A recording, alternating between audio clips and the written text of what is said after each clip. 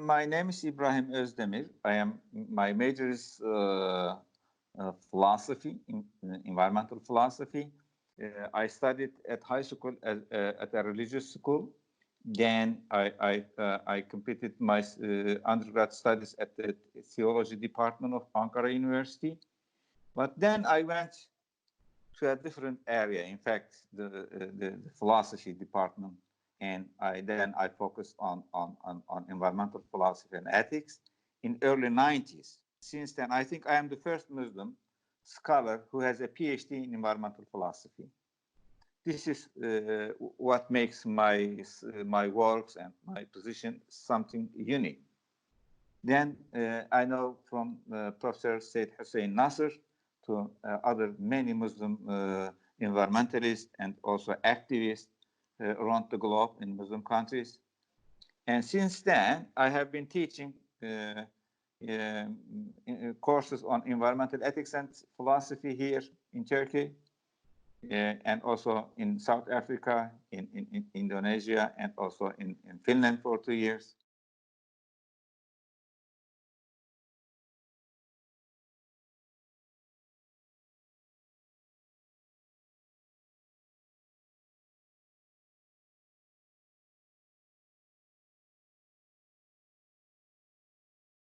When I was looking for a topic for my PhD, then I came across the Silent Spring by Rachel Carson, and then some other early environmentalist studies like Aldo Leopold and some other American environmentalists, and also then I saw very clearly it is a neglected subject in our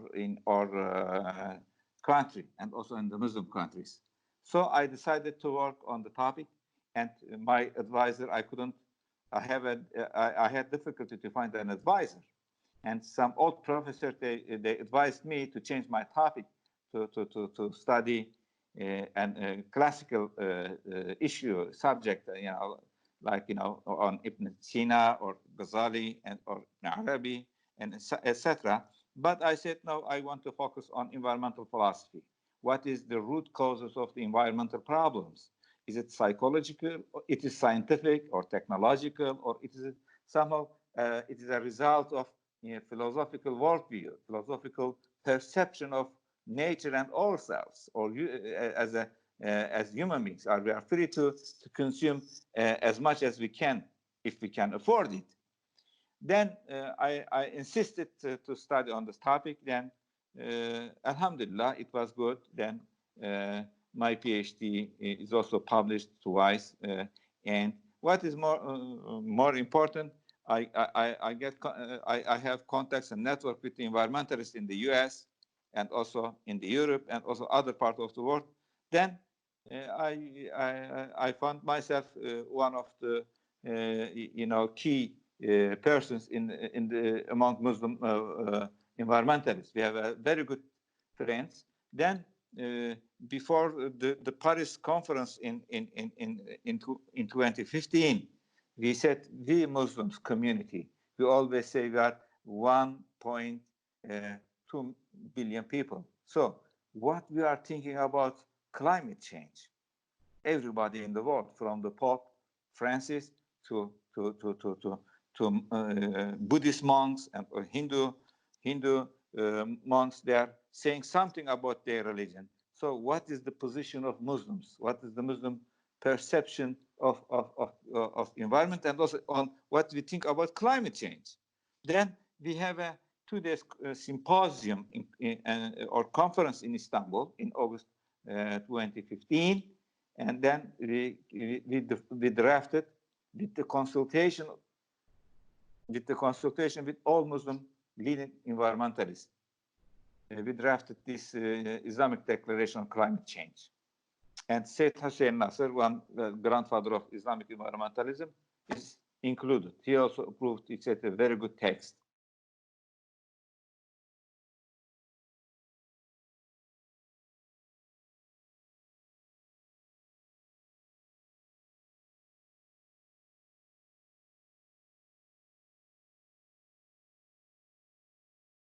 Let's forget for a while what the politicians are doing. They're doing their job, good or bad. They will give their, they will defend themselves towards their constituents, to the people who voted for them. But we are responsible for not only present generations. I think we are also responsible. We have responsibilities towards generation next, towards animals, towards whole creation. So let's get rid of some these political short-sighted discussions and fights. You see, so we have to think. We have to think about the future. How the world we gonna to be in 50 years. So what the level of the oceans, the seas, and also the extinctions of animals, wildlife. We have to somebody have to think about this. When I met Buddhist, Hindu, Christian, Shinto, and Jewish environmentalists, I discovered we have same feelings, we have same concerns, we have same, problems in our mind, which does not let us sometimes to sleep. This is, I think, our common, traits among us. Could you imagine in 60s there was few people who understood the message of the Silent Spring, the Book of Silent Spring. But this humble scientist, Rachel Carson, she changed by the time a mind of a whole generation of scientists and also scholars. When you look at the literature on environment and also legislation on environment, you will see all is after 1960s. It is in 70s, it is 80s, it is in 90s. Even in the foundation of many ministries of environment is after 80s. So even although it is a small step, it is matters. Everything is matters. There is nothing as small in our perception as an environmentalist. So I think we have to cooperate with our Abrahamic brothers and sisters, let me say.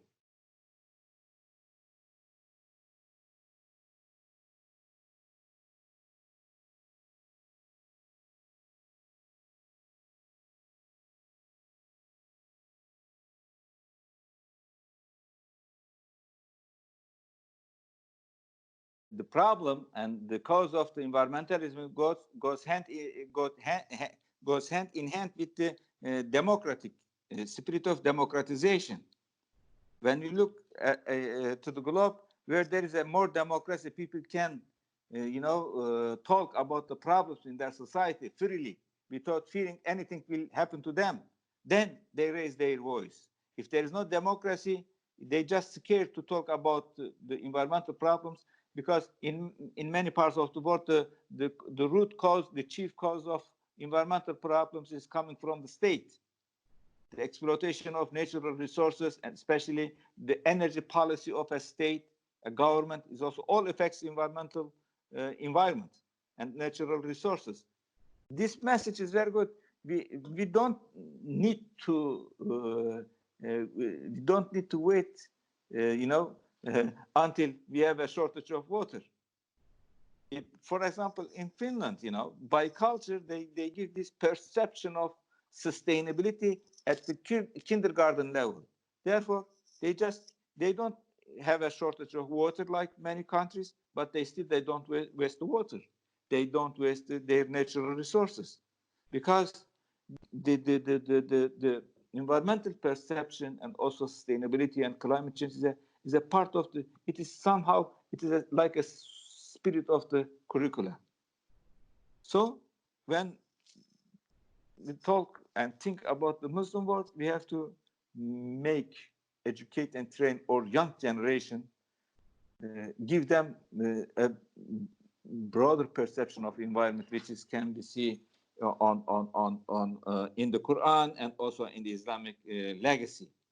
But it is neglected for some reasons, because many Muslim countries were under occupation, under colonization. As far as many countries, they got their independence in 60s. So for a government for 50 years or 6 years is not much. So we have to think also this is a reality of the Muslim world. They want everything is the government to handle everything. No, we have to, civil initiatives, NGOs, imams, local leaders, religious leaders. They all have to take care of the environment and what's happening around us about the climate change. What is climate change?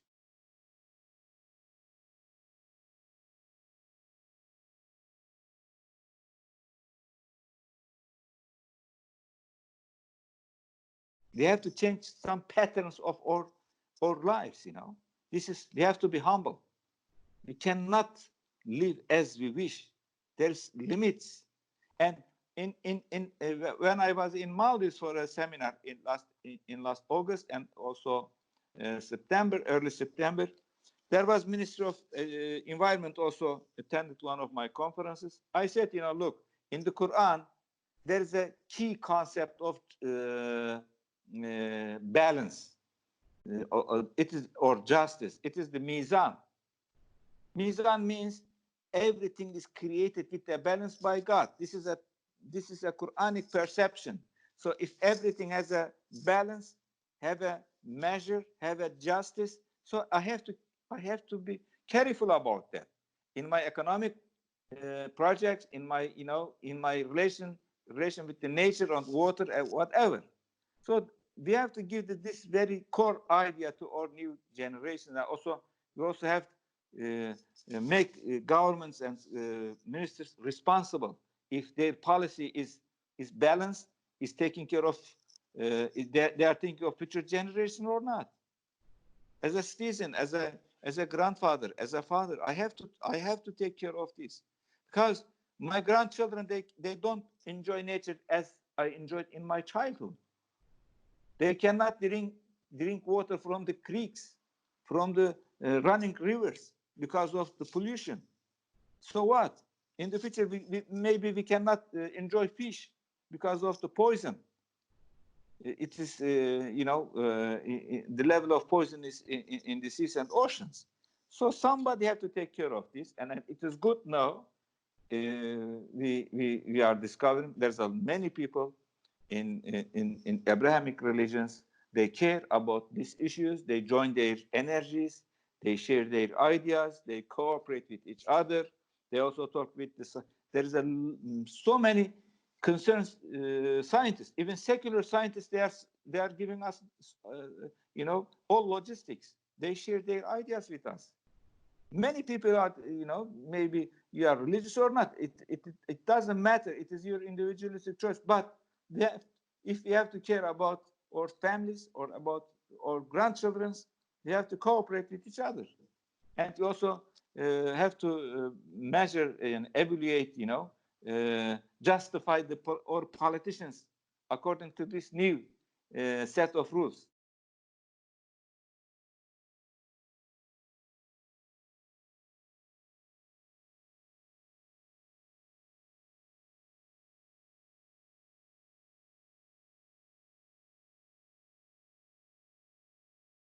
What scientific findings and data tell us? If the level of education of women is low, also we have a lot of problems, health problems with the children, educational children, and many problems. It is as a result of the illiteracy of the mothers. So especially, I visited from Morocco to Pakistan to India to Nepal, many Muslim countries, and also in Africa. Unfortunately, the level of education is not good, and the participation of girls in the school is very low. There is some traditional, reasons and other reasons. But if schools they are safe, if there are a place a girl from a village or from a remote area can stay safely, families they are ready to send their girls to schools. But there are some barriers, economic barriers, cultural barriers. It is up to us to solve these problems. We have to educate our girls. We have to educate our young generation. You can see the opposite. When there are people that are educated, they can handle many problems. Just let me give you the example of of Swedish girl, teenager, Greta Thunberg. Just in 1 year, now she has millions, hundreds of millions of supporters around the world. When I was in Kenya, in Nairobi, last year, March, and there also was a demonstration on Friday. They have a strike not to go to school in support of what Greta's campaign. So I asked them, why you are supporting a Swedish girl? Because they told me her message is global. This girl says, I concern about the impact of climate change in developing countries, in Africa, in South America, in Australia, and everywhere. So this is a declaration of our common humanity.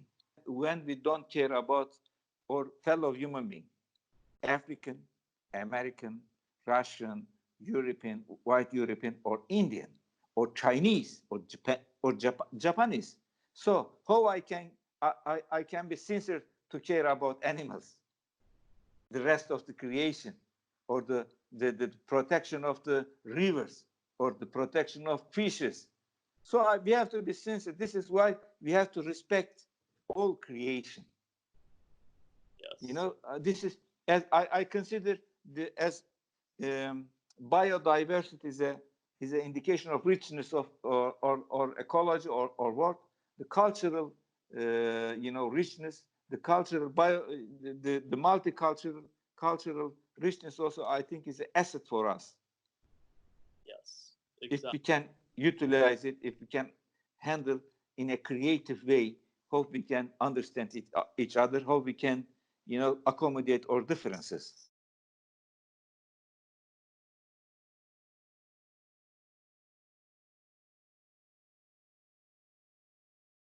When you look at the list of the participants, you will see the richness of the participants, people from different backgrounds.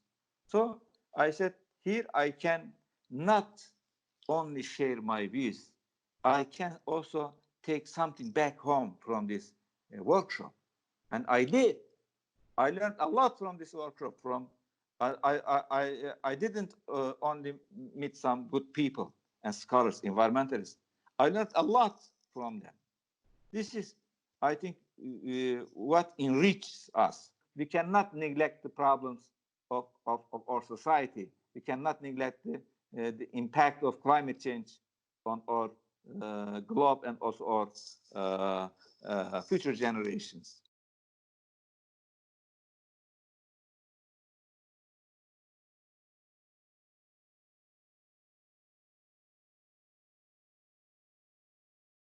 When we look at some major problems in the region, some of the root causes are environmental, ecological, but even politicians, they are not aware of that, or they are neglecting it.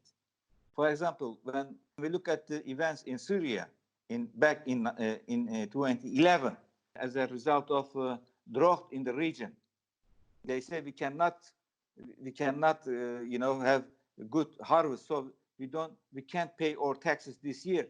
But they are not understood by the government. But then it becomes a part of a global problem. Still in the region, in North Africa, in the Middle East, in some part of the Sub-Sahara, there is a drought. They cannot harvest anything, so they don't have hope what to put on the table tomorrow. So they are on move to Europe, to other countries. So this is why I said the climate change refugees. But we have to think with new tools. We have to get out of the box. Many politicians, they are still thinking with the Cold War mentality, the old order mentality. They just try to solve everything with the more sophisticated weapons and military equipments. I think we have to change our mentality. So if we want to peace we really want peace in the region, we have to change our mentality. We have to address the basic needs of these people. It is economic development, it is employment, it is a good education, When you provide good education to people, people can solve many problems. In Finland, for example, their education system is it is one of the best in the world.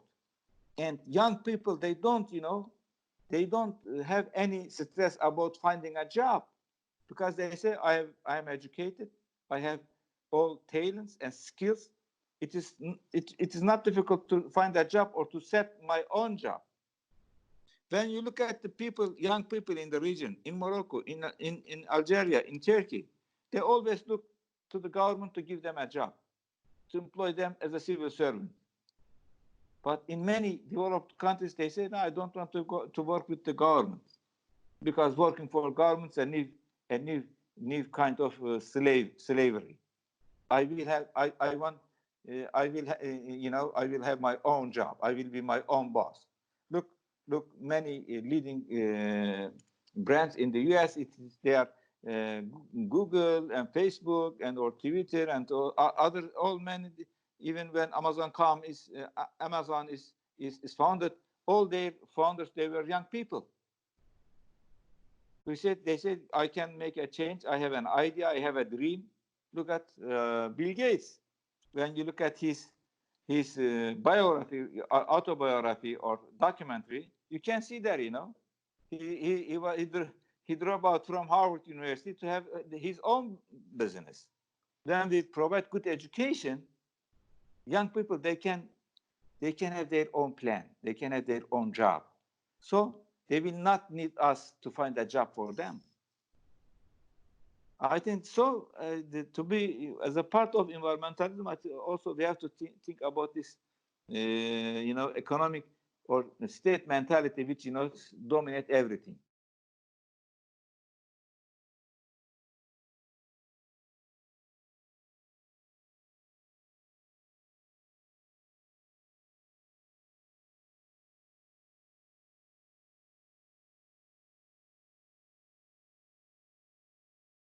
It was amazing, to sitting in a room and we are in a close countries and we don't have a contact with each other. It was just amazing.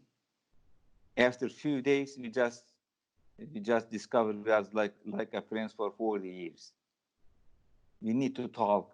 I know we are communicating with each other. They know we have a document, very good document. Last month, they invited me, the Muslim Federation of Russia, Central Asia. They have a meeting in Berlin, and they invited me from Finland to give a talk to them about the image of Muslims in Europe and about Islamophobia and other political issues.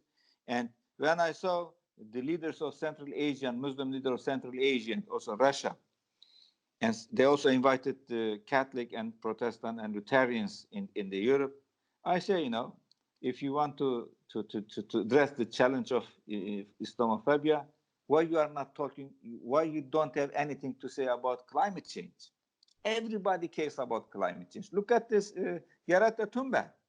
And why you're not talking about the sustainable development? Why you are not talking about environmental problems? What Islam says on this issue? Why it is not on your agenda? And they're surprised. They say we never thought about this. All this, let's fight terrorism. Let's fight. But what is the root cause of many problems? Environmental. If you don't address these issues, you will lose confidence of many people. Whenever I go and I talk on environment, anybody listens to me.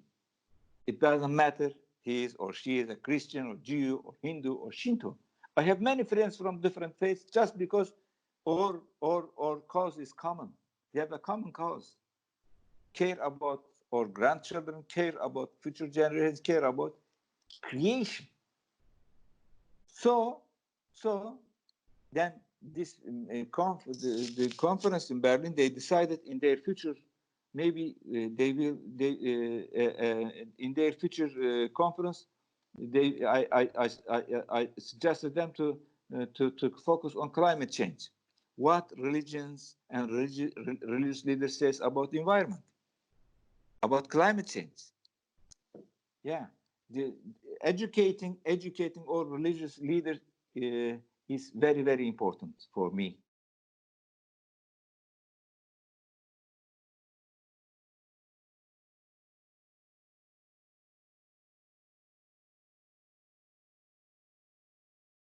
This is why we listen to each other, we come together, we can discuss, we can talk. Because unfortunately, there is a rise of ultra racism in many countries.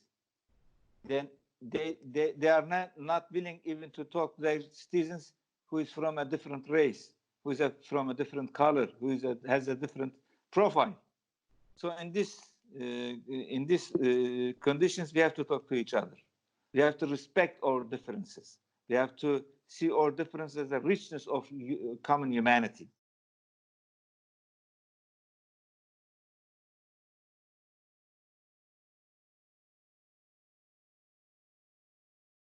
I shared our findings.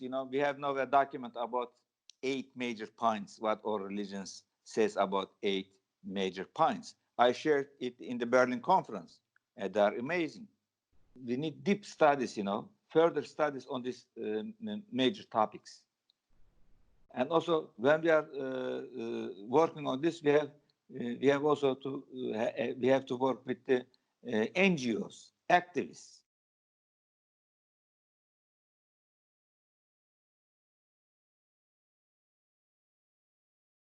We have to find a way to talk with the scientists at the universities, scholars, philosophers, and also we people from university.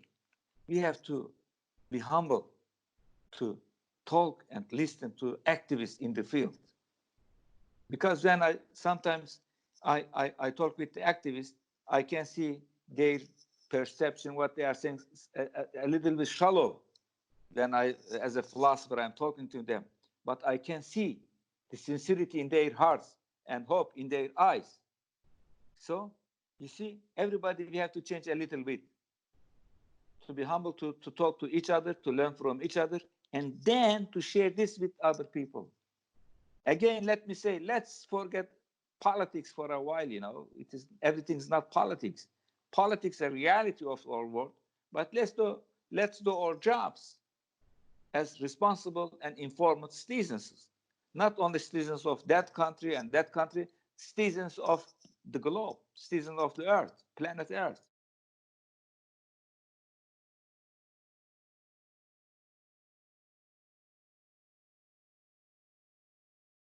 We have a good messages from Abraham and in his life and in his mission. Keep the fire burning. Let's not lose our hope. So as we are members of Abrahamic religions, we cannot be hopeless.